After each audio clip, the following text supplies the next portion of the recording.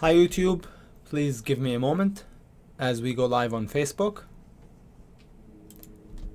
I will be right back with you.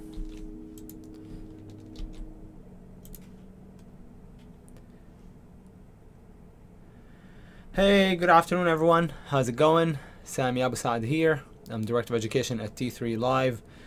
Welcome to my weekly videos. I'm going to be going over the market and going over some interesting swing ideas for next week. I usually do this video on Saturdays, sometimes on Sundays, but almost never on Friday evenings. However, I'm going to be teaching a class tomorrow morning, the earnings engine, and I have plans for Sunday. So I decided to go ahead and share with you my ideas for next week tonight. So if you're out there tuning in, be sure to let me know. Just say hi or hit the like button so I know I'm not talking to myself. I hope you had a wonderful day today, but also a great week so far.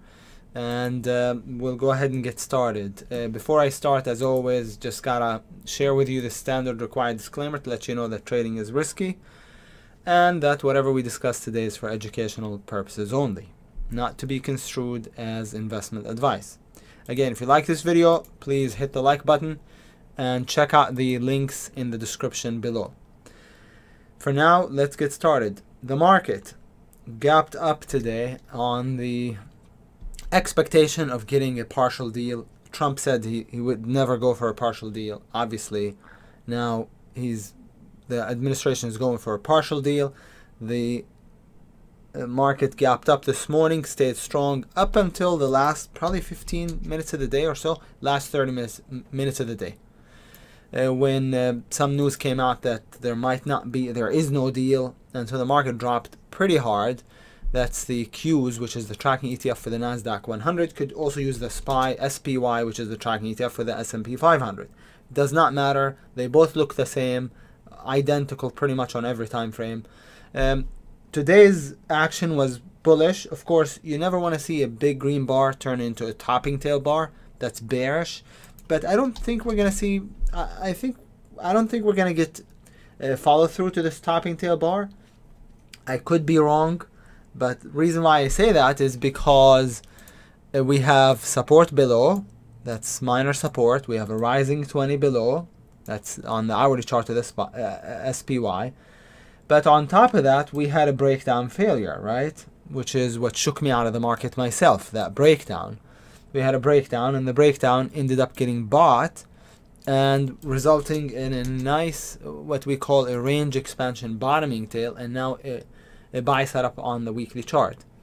This market is extremely news driven. In fact, during the day, it really doesn't move that much except when news comes out. Like, what I'm saying is, other than the morning move, yes, we do move at the open every day. And then after that, we don't move except when news comes out. News, for the most part. We don't news here. So same yesterday.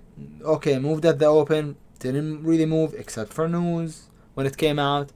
So most days I noticed that after the initial morning move, we don't really get much of a move until we get news. So be careful. This market is plagued by news, so you have to be very nimble. I think today, did I take anything other than the two plays at the open? I did not take anything other than the two really nice plays at the open. Fast, which has fast money. It went quickly.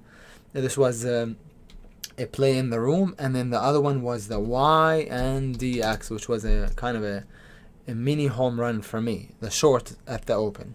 Somebody in the room asked, why did you pick the Y and DX as a short? Well, it's pretty easy for me to see it. Once your eyes are trained, it'll become easy for you to see it too. Think about what was happening today to all the investors and traders that bought it in the last, since March. We're in October now, mid-October. Last 7.5 months. Every single one of them that bought it and held it is today, this morning, When they woke up and saw that the YNDX was gapping down, I don't know how much it was gapping down, 10% or so, was basically underwater, losing money. As some of them started selling at the open to minimize their losses, the stock dropped. When it dropped, it put pressure on the ones that were still holding it, because now they were sitting on bigger losses. As they threw in the towel, as they sold it, it dropped some more. It put pressure on the stock, selling pressure.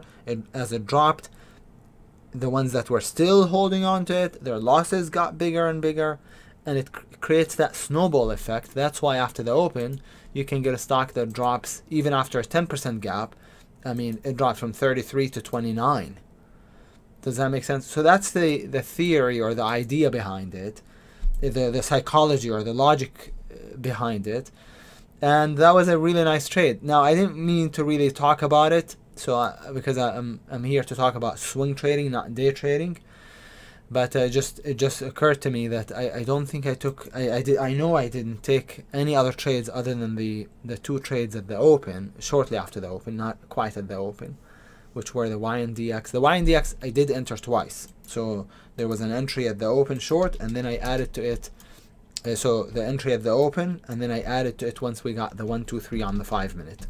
So there it is, and then short under that. So there was a 1, 2, 3 entry on it, and then from there it just fell apart. Okay, so market again bullish, but you got to be very cautious because it's very, very newsy, very news driven, and I don't think we're clear of the mess yet. We're starting to look more and more bullish, but we did also back here looked really bullish, and then failed, and now back up, and so I think we're gonna need some consolidation probably, but you never know.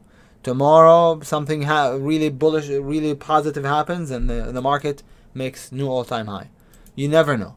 But my prediction is we probably go sideways and eventually go higher, especially since we have a weekly buy setup, really terrific weekly buy setup with a range expansion bottoming tail, which is the strongest kind of a bottoming tail you can get. Now the moving average is a little flat, but we'll see. Taking it one day at a time, 1 week at a time. So for those of you tuning in, most of you are in the strategic day trader room and in the strategic swing trader program. Most of you are with me on a daily basis. I'll keep you posted as I see things change every day. I'm on the mic for over 4 hours a day, or about 4 hours a day. So, okay, with that said, let's go ahead and talk about some of the swing ideas for next week, especially for Monday. And I update this list every day and share it with room members. But for those on social media, I just do it once a week, right? I wanted to say that I use the hourly chart. I haven't said that in a while. I use the hourly chart to pinpoint entries, because if you just use the daily and disregard the hourly, then you're always going to be using the biggest stop.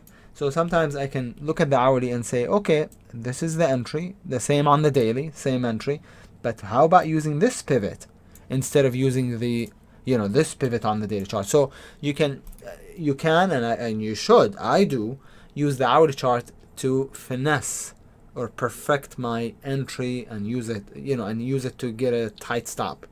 So that's what I use the hourly for. The daily, I use it to find chart patterns. Okay, so the daily is where the pattern needs to be on, and then the weekly and the monthly, I look at them to make sure I'm not in direct opposition or conflict with the daily and the weekly. For example, this one is in conflict with the weekly, and that's why I won't be playing it. But it's interesting enough for a couple days as a swing to $22. Okay, but because it's in conflict with the weekly, I won't be playing it. Now you might say, well, why don't you, if you're not going to be playing it, why is it on the list? Because it's good enough to share with you. Some of you might like it enough to do. It's not bad over the base, stop under it, in my opinion. But I like to go for the best. If you're in the strategic swing trader, I picked 2 for Monday, 2 plays. You can log in and see which 2 I picked out of the, I guess, that's about a dozen almost. Let's say 10, out of let's say 18 symbols or so, I picked 2.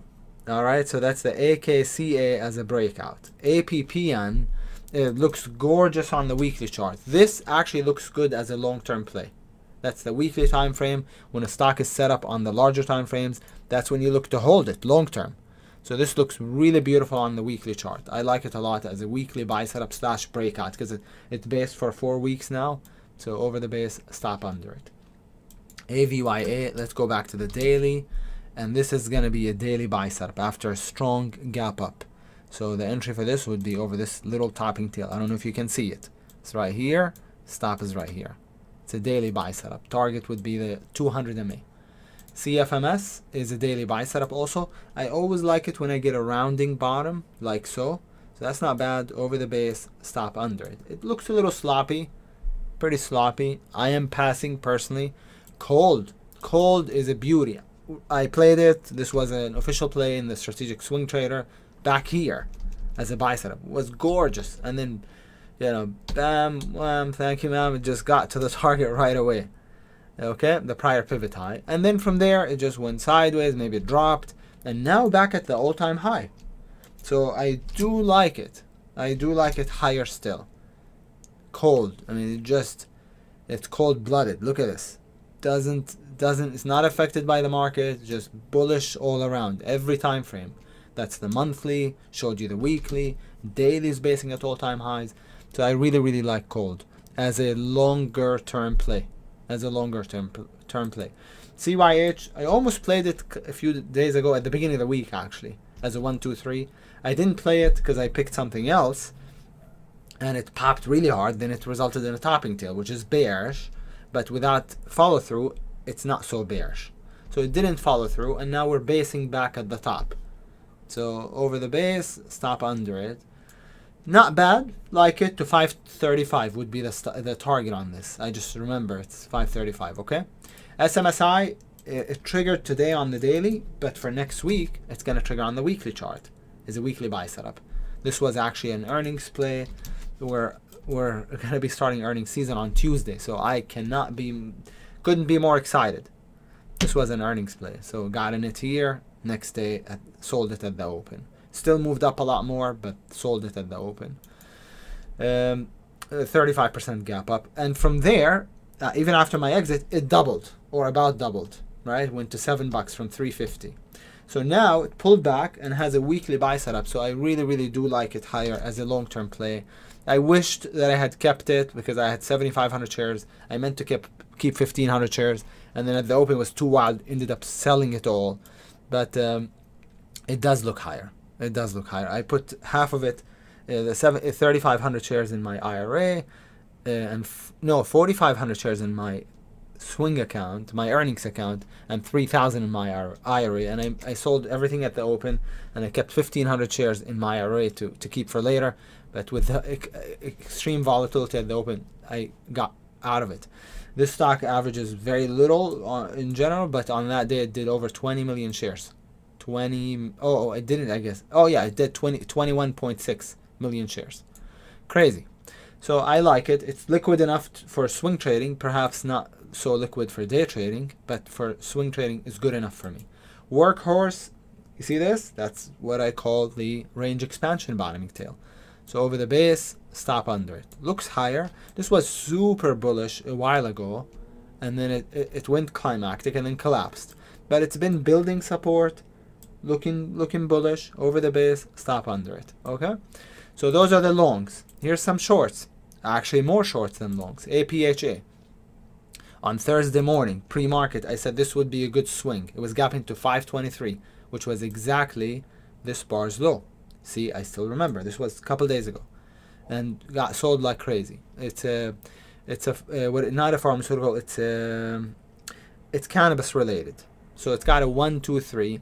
On 1, 2, 3 plays, I don't like it when the first bar is absolutely huge like this. I like it when it's slightly smaller, but it's got a 1, 2, 3. Actually, Tilray is also, as you know, cannabis, and has a 1, 2, 3. Short just under this bar is low, under 20.59. Stop, I think, 21.51. So it's about $1 stop over that bar's high. Something like Tilray, when a stock goes climactic like this,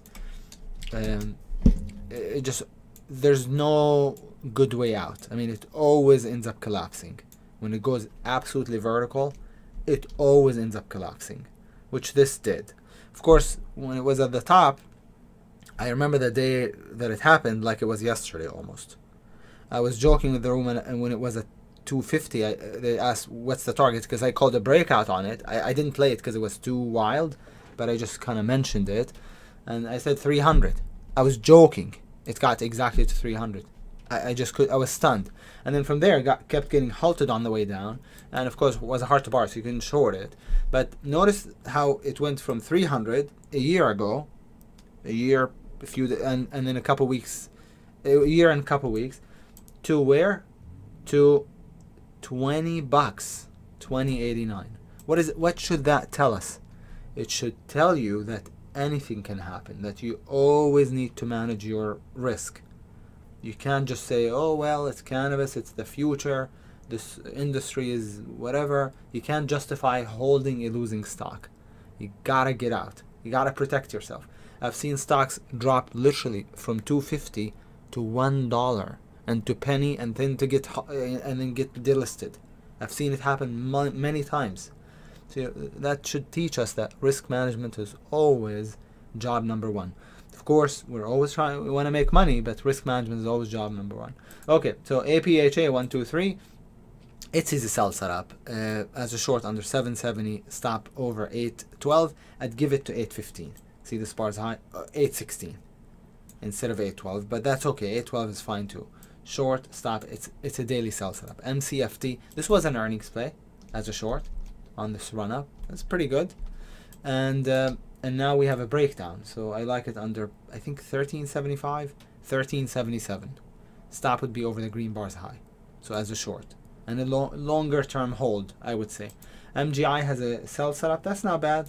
Doesn't have a great reward to risk, but short right here. Could put the stop right here or over the pivot, which is safer. Target is the prior pivot low.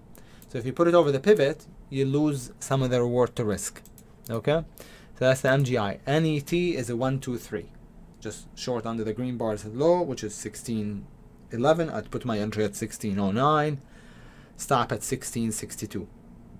Okay? PBYI is a breakdown. Looks good. It looks like it's going to zero. Check this out. Where did this come from? Just last year. Around the same time last year. November 1st was 136.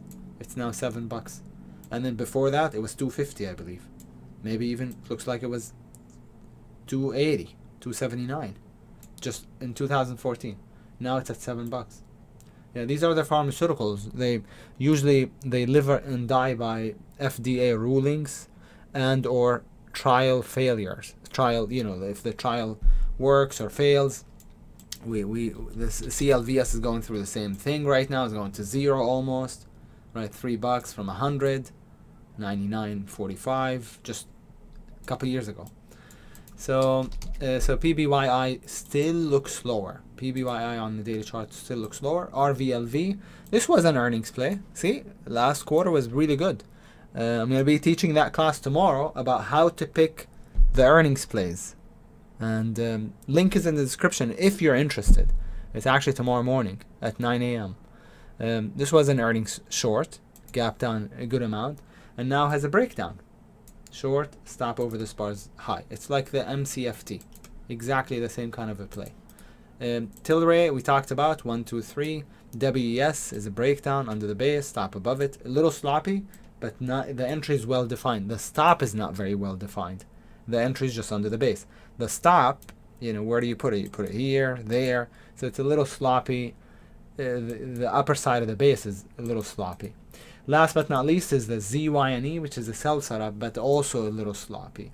Again, I picked two plays, and those are going to be the plays that I am going to put in the system.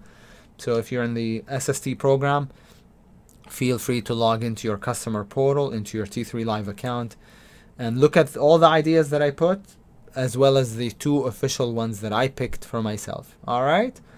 I think that's about it. Again, earnings season officially starts on Tuesday, with JPM being the first Dow component to report on Tuesday. So I couldn't be more excited, and it's going to be good for day trading, swing trading, everything. So that's good. I've been very disciplined the last like month or two, because it's been pretty slow in terms of being aggressive wouldn't have worked. Like today, just 2 trades every day, like 3 trades for me at the most. When normally I average 7, so I'm doing 1, 2, 3 trades a day. When historically since 2012, I've averaged 6.7 trades a day. So I'm an active trader. So I've been pretty disciplined, and that worked out really well. And now, hopefully, with earnings season just around the corner, we'll kind of reap the reward of being disciplined and patient.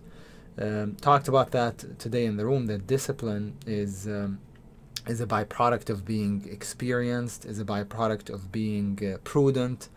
It's not just like willpower. It really isn't. It's knowing that the setups are, let's say, not good, and deciding, okay, if they're not good, then I'm not going to take them. So you don't even need to use your willpower, your discipline, to not take plays, or to do the right thing. At any rate, I hope you have a wonderful, wonderful weekend. For those I will be seeing tomorrow morning in the class, I will talk to you in the morning. Thanks so much again for tuning in. This is Sami Absad with T3 Live. More good stuff coming soon. I'll talk to you guys next week. Take care, everybody.